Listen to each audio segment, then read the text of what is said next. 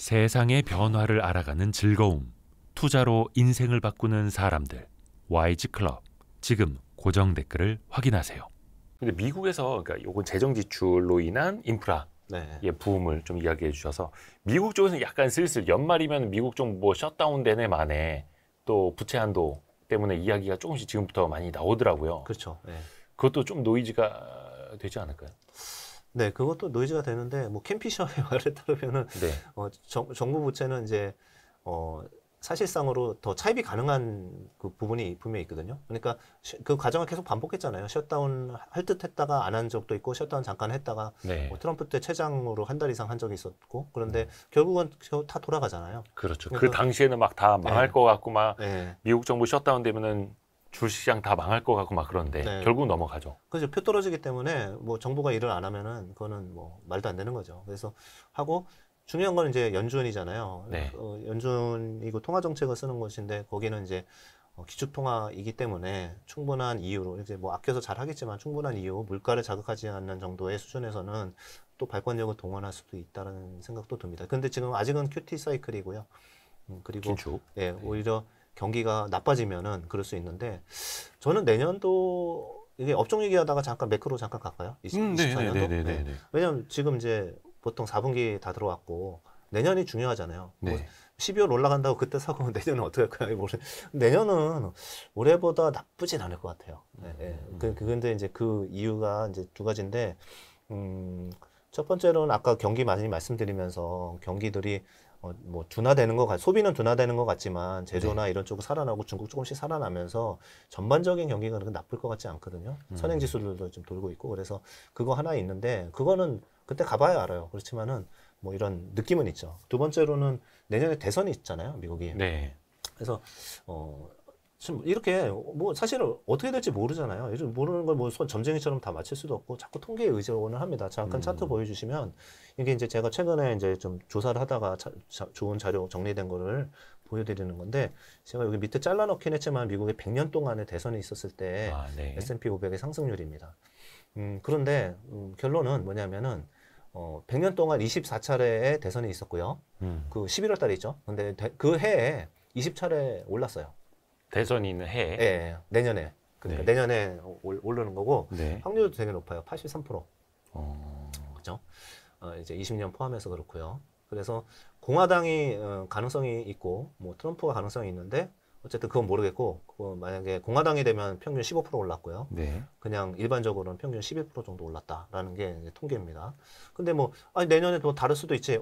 그럴 수 있습니다. 그런데 그러니까 우리가 자꾸 이것만 보는 게 아니라 자꾸 교집합을 만들어 나가는 거잖아요. 근데 제가 아까 보여드린 제일 첫 번째 금리 떨어지면 주가 오른다 이렇게 말씀드리면서 이제 그때도 보여드렸던 게 뭐냐면 정책금리 멈췄을 때 3개월, 6개월 후에 어떻게 되냐 보여드렸잖아요. 그거랑 두 개로 교집합을 해보죠, 그러면. 그때도 80% 확률이었어요. 그렇죠? 그러면은, 내년, 예를 들어서 이제 11월에 동결이 끝났다. 거의 뭐 막바지잖아요, 어쨌든. 11월에 동결이 끝났다라고 그러면은, 그것도 또 내년에 딱 걸치잖아요. 내년 2, 3분기에 딱 걸치잖아요. 그러니까 주가는 오를 확률이 떨어질 확률보다는 좀 많이 높다. 저는 이제 그렇게 좀 생각을 하고 있습니다.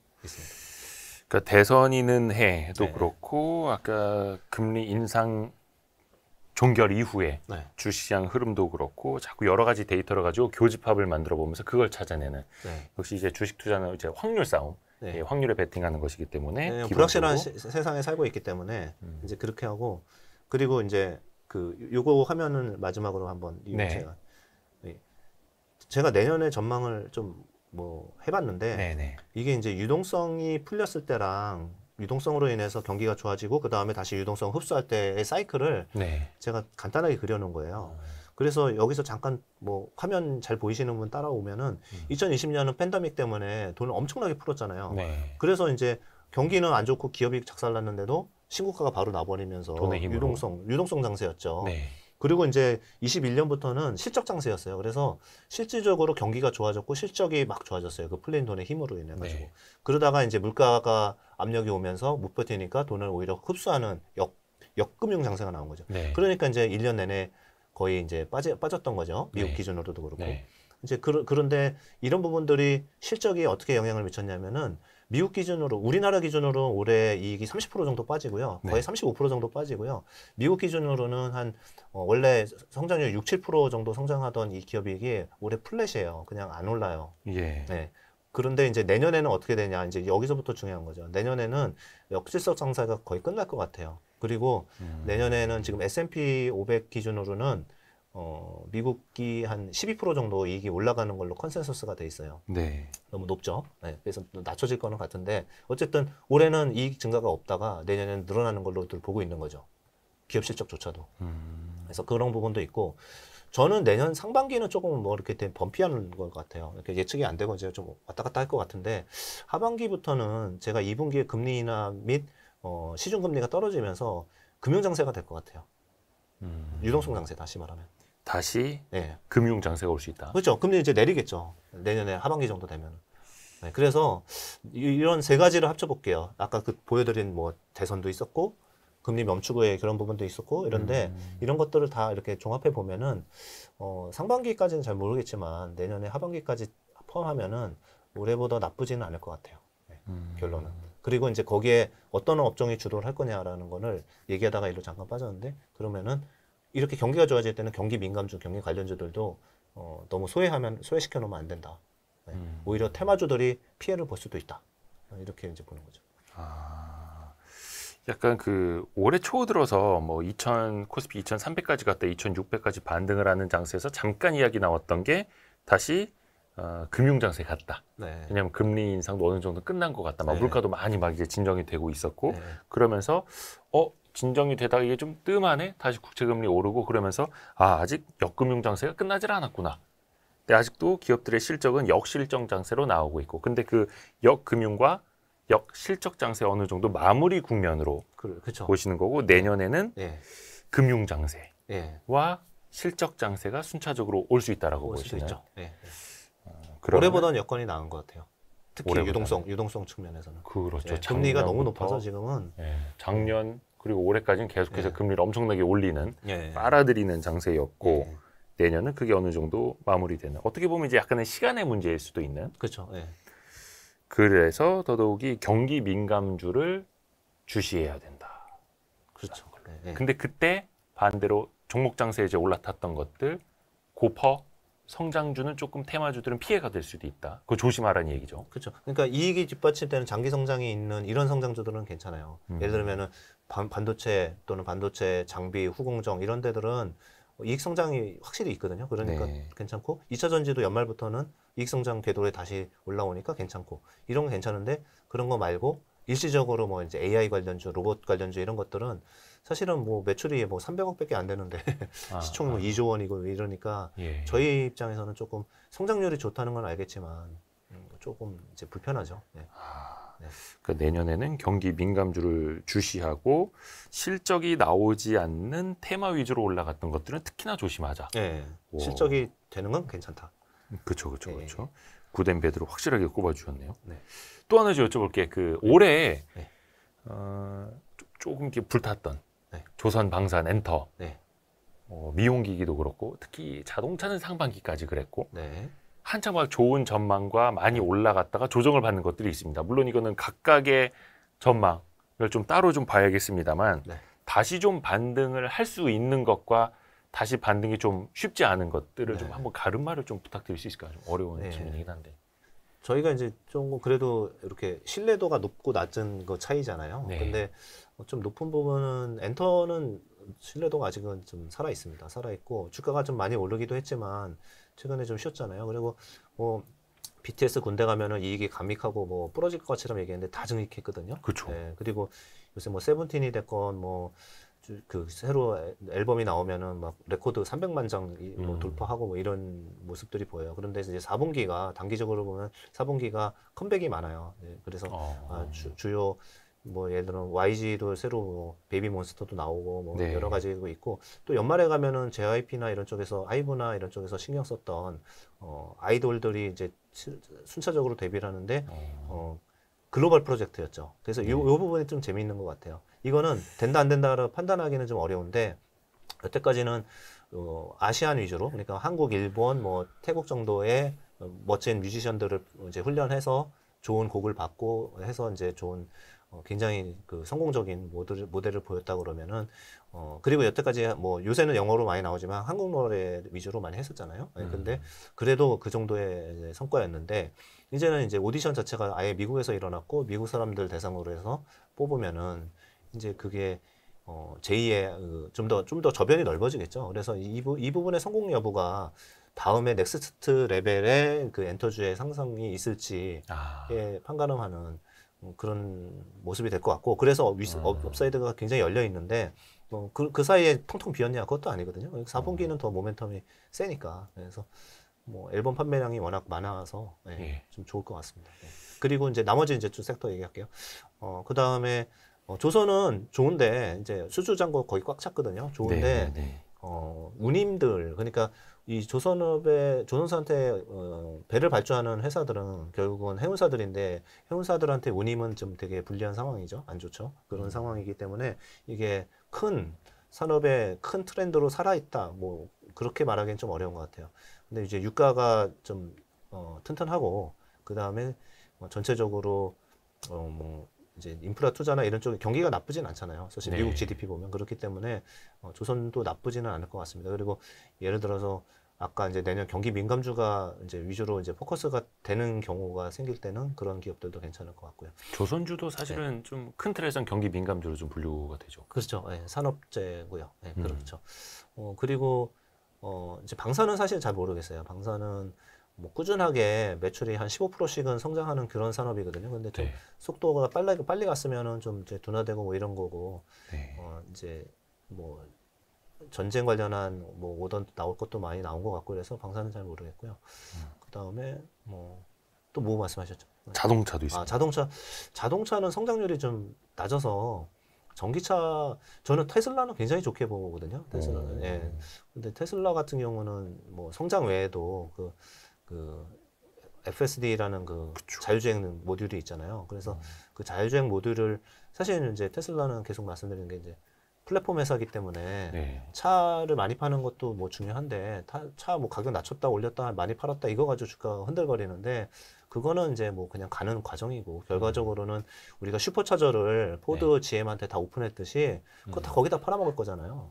FSD 거기 그만큼 따라가는 애가 없으니까. 그래서 그거 팔 때 얼마에 팔겠어요? 그냥 우리가 한 대당 다운받는데 1,500만 원인데 뭐 가격 낮췄어도 한국 돈 1,500만 원인데 그거를 이제 전 세계 자동차 회사들한테 선별적으로 판다고 생각해 보시면 이 지금 시가총액이 새로운 패러다임이 바뀝니다. 그게 이제 당장은 아니고 한 뭐 2, 3년이 걸쳐서 이제 이런 모습이 나오겠죠. 그래서 그런 자동차 회사들이 시가총액을 먹어버릴 거예요. 그래서 이제 전기차 회사 비중이 높지 않은 회사들은 이제 그런 쪽에서 불리한데 현기차가 특별히 전기차를 잘하는 것 같지도 않습니다. 그래서 뭐 크게 주도주가 될 만큼은 좀 그 정도 매력은 없지 않느냐. 그 다음에 저희가 픽아웃 이런 부분도 좀 생각하는 편인데 지금 기아차 기준으로나 현대차 기준으로 OP 마진율이 10%를 다 넘었거든요.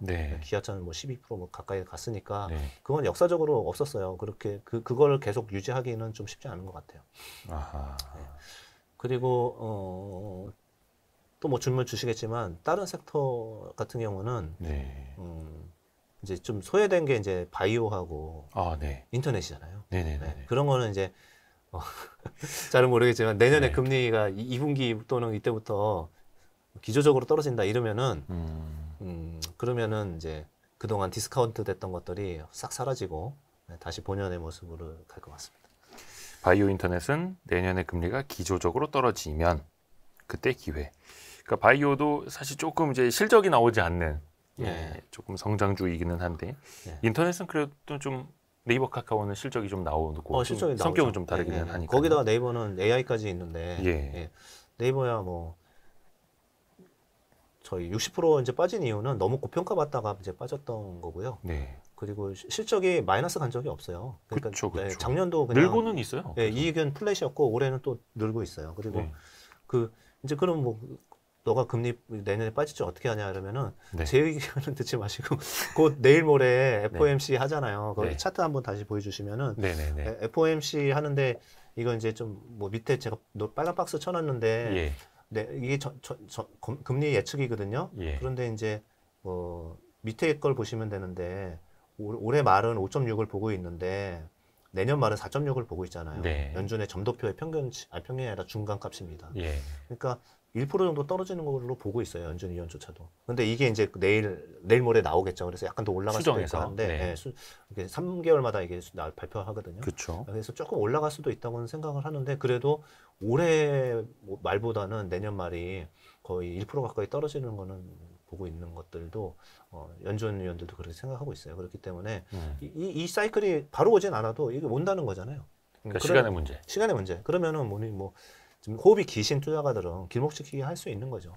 인터넷 뭐 이런 것들은 워낙 그 밸류에이션, 그러니까 금리 때문에 할인을 받는데 그런 성장주들은 이익이 먼 미래에 많이 있잖아요. 예. 그 미래의 이익을 다 현가로 할인해서 갖고 오는데 금리 1% 하다가 갑자기 금리가 5%니까 얼마나 많이 할인을 받았겠습니까, 그동안. 그게 거꾸로 먹기 시작하면은 다시 이제 AI도 보고 이익이 얼마 증가했는지도 지금 별로 관심 없잖아요. 네. 볼 거예요. 네. 아마 그 금리, 그러니까 2020년 동학개미 운동 불고 나서 정말 가파른 금리 나와. 그 직후에 가파른 금리 인상을 이제 어떻게 보면 한 사이클을 경험을 하셨잖아요. 그렇죠. 그래서 다음번 금리 인하 사이클 오기만 해봐라. 이렇게 벼르시는 분들도 또 계실 것 같고. 근데 또 그게 어떻게 정확히 반복이 되겠습니까? 좀 네. 우여곡절은 또 있을 수가 그렇죠. 있는 것 같고. 맞습니다. 김태용 대표님이 벌써 1시간 넘게 이야기를 해주셨는데 오늘 제가 체감하기에 평소보다 말씀이 굉장히 빠르시더라고요. 아, 그런가요? 아니, 원래 좀 빠른 편입니다. 네. 다른 일정이 있으시죠? 네.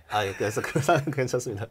또 이제 다른 일정 때문에 가셔야 되는데 마지막으로 네. 어떻게 보면은 이제 벌써 찬바람이 붑니다. 네. 23년 되게 빠르게 지나간 것 같기도 하고 특히 올해 수익률 굉장히 많이 내신 분들도 있고 어떻게 보면 이제 배터리가 없어서 시장 수익률도 못 따라가신 분들도 있고 그런 분들한테 네. 올해 농사 이제 4분기도 남았으니까 이렇게 좀 마무리를 하셨으면 좋겠다. 네. 어차피 이제 김태용 대표님은 연말에 또 나와주실 거기 때문에 네. 그 전까지의 당부 말씀 네. 부탁드립니다.